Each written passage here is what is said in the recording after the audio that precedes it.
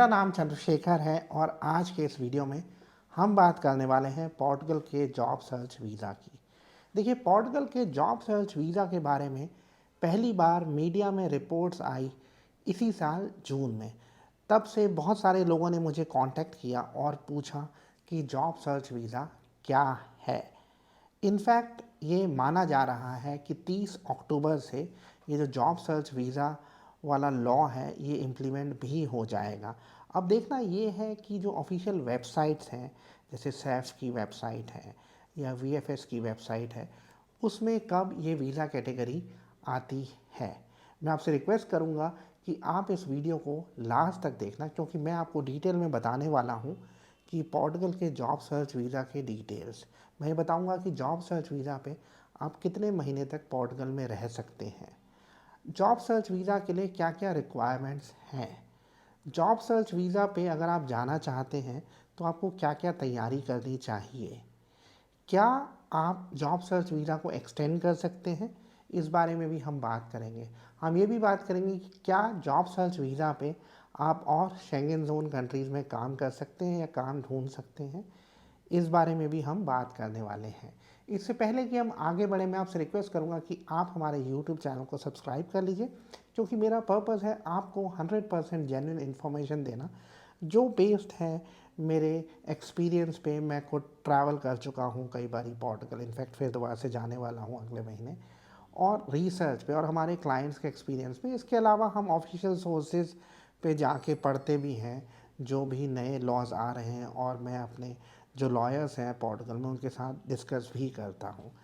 तो जहाँ तक हम जॉब सर्च वीज़ा की बात करें, तो पहली बार जॉब सर्च वीज़ा पोर्टुगल का इस बारे में मीडिया रिपोर्ट्स आना शुरू हुई जून के महीने में, और जुलाई में इमिग्रेशन लॉज के बारे में पोर्टुगल की पार्लियामेंट में डिबेट भी हुई। इनफैक्ट 21 जुलाई ऐसा मीडिया रिपोर्ट्स के अकॉर्डिंग है।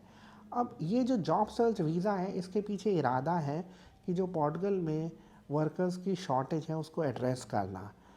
अकॉर्डिंग टू मीडिया रिपोर्ट्स करीब 85 से 90 हज़ार ओपनिंग्स हैं पोर्टुगल में, आईटी के फील्ड में हैं, हॉस्पिटैलिटी में हैं, ट्रांसपोर्ट के बिजनेस में हैं, फैक्ट्रीज़ में हैं। तो इन सब लेवल्स पे जॉब करने वाले लोगों की ज़रूरत है, और इसी को एड्रेस करने के लिए ये जो जॉब सर्च वीज़ा है इसको लॉन्च किया गया है। अब ये जो जॉब सर्च वीज़ा है ये आप अपनी कंट्री ऑफ सिटीजनशिप या कंट्री ऑफ रेजिडेंसी से अप्लाई कर सकते हैं। अब इसकी जो वैलिडिटी है वो शुरू में होगी 120 दिन की, और उसको आप फर्दर 60 दिन एक्सटेंड कर सकते हैं।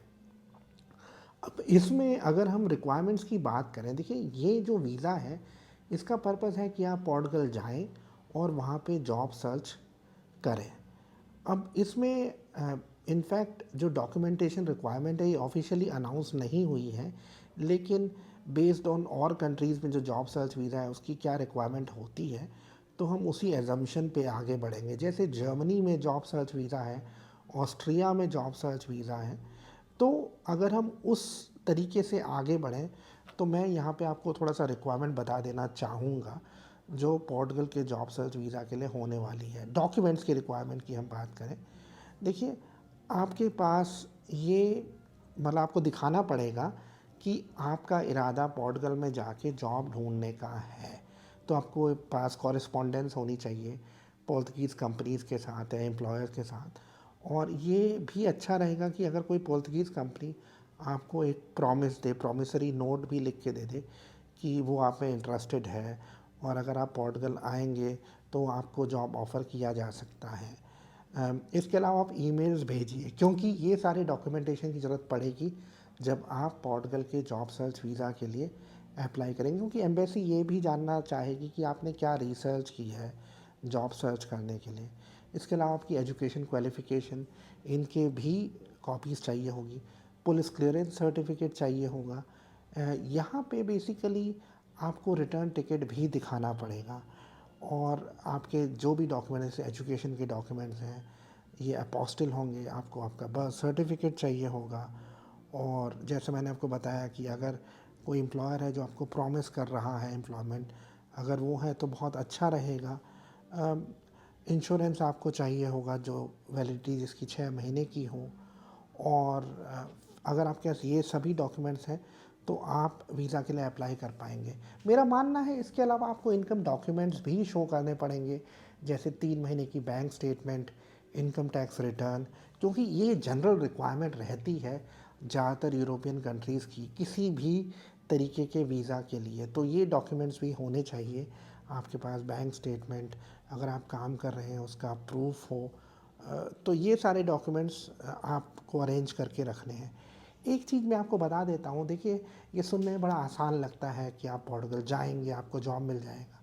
एक चीज़ मैं आपको बता देता हूँ जो मेरा एक्सपीरियंस है। मुझे बहुत सारे ऐसे लोगों ने जो जर्मनी जॉब सीकर वीज़ा पे गए, जर्मनी से कांटेक्ट किया कि जी हमें जॉब नहीं मिल रही है। उनका मेन चैलेंज ये रहता था कि उनको लैंग्वेज नहीं आती थी जर्मन।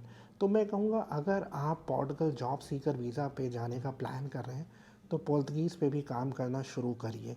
ये देखिए कि कौन सी कंपनीज़ हैं जहाँ पे आप काम कर सकते हैं, और आप लिंक्डइन में जो अपने प्रोस्पेक्टिव एम्प्लॉयर्स हैं उनसे बातचीत करिए। और अगर आपकी कोई जान पहचान का है उस कंपनी में, उससे बातचीत करिए। इंडीड आप यूज़ कर सकते हैं। आप जॉब सर्च पोर्टल्स में देख सकते हैं कि क्या वेजेस हैं। क्योंकि देखिए जॉब सर्च वीज़ा पे पोर्टुगल पहुंच जाना मात्र ये उद्देश्य नहीं होना चाहिए, वहाँ पे जॉब एक्चुअली आपको मिले ये आपका उद्देश्य होना चाहिए। अब वापस मैं जर्मनी पे जाऊँगा। देखिए मैं जर्मनी के एग्जांपल की बात करूँ, मैं थोड़ा सा ऑनलाइन सर्च कर रहा था तो ये कहा गया था कि जो लोग जॉब सर्च वीज़ा में जाते हैं उसमें से करीब 10-15% को ही जॉब मिल पाती है। उसका रीज़न है कि पहली प्रेफरेंस ऐसे लोगों को दी जाती है जिनकी जर्मनी में एजुकेशन हुई हो और जर्मन लैंग्वेज आती हो।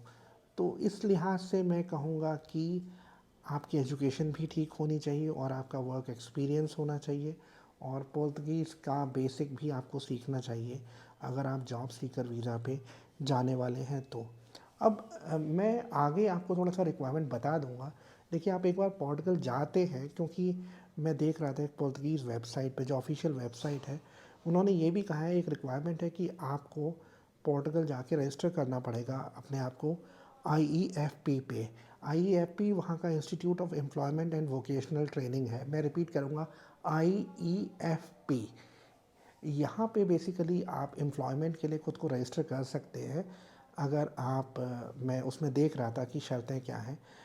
अगर आप पोर्तुगीज़ सिटीजन हैं या आप ईयू सिटीजन हैं या आप पोर्टुगल में मौजूद हैं लीगली, तो जब आप जॉब सर्च वीज़ा पे जाएंगे तो आप पोर्टुगल में लीगली मौजूद हैं तो आप आईईएफपी पे रजिस्टर कर सकते हैं। तो एक बार आप पोर्टुगल पहुंच जाएं तो आप खुद का रजिस्ट्रेशन भी कर पाएंगे आईईएफपी पे, जो ऑफिशियल एजेंसी है एम्प्लॉयमेंट के लिए पोर्टुगल में। अब अगर हम थोड़ा सा आगे बढ़ें और मैं कहूँ कि और रिसर्च आपको क्या करनी पड़ेगी। देखिए आप कहाँ पे रहेंगे इस 6 महीने के दौरान, क्योंकि मेरा ऐसा मानना है कि जो पोर्तुगीज़ एम्बेसी है वो आपसे प्रूफ ऑफ एकोमोडेशन भी मांगेगी, और ज़रूरी नहीं है कि वो होटल को एक्सेप्ट करें। तो आप कहाँ पे रहेंगे ये भी थोड़ा सा रिसर्च कर लेना ज़रूरी है। तो अब हम वेट करें और देखें कि डिटेल्स आते हैं तो क्या क्या और रिक्वायरमेंट्स होती हैं। और एक और चीज़ यहाँ पे जो मेरे सामने आती है, ऐसे लोग जो पोर्टुगल टूरिस्ट वीज़ा पे जा रहे थे या जाने वाले हैं, उनके लिए शायद ये जॉब सर्च वीज़ा एक बेहतर ऑप्शन हो सकता है। क्योंकि इसमें क्या है कि आप पहले 120 डेज़ का मिलता है आपको वीज़ा, ये डी वीज़ा होगा, और फिर आप उसे 60 दिन और एक्सटेंड कर सकते हैं, मतलब करवा सकते हैं पोर्टुगल से ही। तो 6 महीने शायद सफिशिएंट टाइम होगा एक जॉब ढूंढने के लिए। और एक बार आपको जॉब मिल जाए तो आप अपनी फैमिली को भी बुला सकते हैं फैमिली रियूनिफिकेशन पे। वो बात अलग है कि प्रोसेस लंबा है, कॉम्प्लेक्स है, लेकिन थ्योरेटिकली पॉसिबल है। तो मैं सजेस्ट करूँगा कि अगर आप ये जो टूरिस्ट वीज़ा वाला रूट लेने जा रहे हैं, इससे अच्छा है कि आप जॉब सीकर वीज़ा वाले रूट को कंसीडर करें। लेकिन इसमें बेसिकली रिसर्च आपको करनी पड़ेगी, मेहनत करनी पड़ेगी दिमाग से। तो मैं कहूँगा कि प्लानिंग की है सक्सेस के लिए। और अगर आपके कोई सवाल हैं आप पूछ सकते हैं कमेंट्स में। आप हमारे साथ कंसल्टेंसी सेशन भी बुक कर सकते हैं। हाँ, जाते हुए एक और चीज़ बता देता हूँ जो मैं भूल रहा था। आप इस जॉब सीकर वीज़ा से सिर्फ पोर्टुगल में ही जॉब ढूंढ सकते हैं। आप और शेंगन ज़ोन कंट्रीज़ में जॉब नहीं ढूंढ सकते हैं, ये आपको ध्यान रखना है। तो जाते हुए मैं आपसे रिक्वेस्ट कर रहा हूँ कि आप हमारे यूट्यूब चैनल को सब्सक्राइब कर लीजिए और कंसल्टेंसी सेशन आप बुक कर सकते हैं अगर आपको पर्सनलाइज कंसल्टेंसी चाहिए, अगर आप जानना चाहते हैं कि आपके लिए क्या रूट ठीक रहेगा। तो आज के वीडियो में इतना ही। Thank you very much.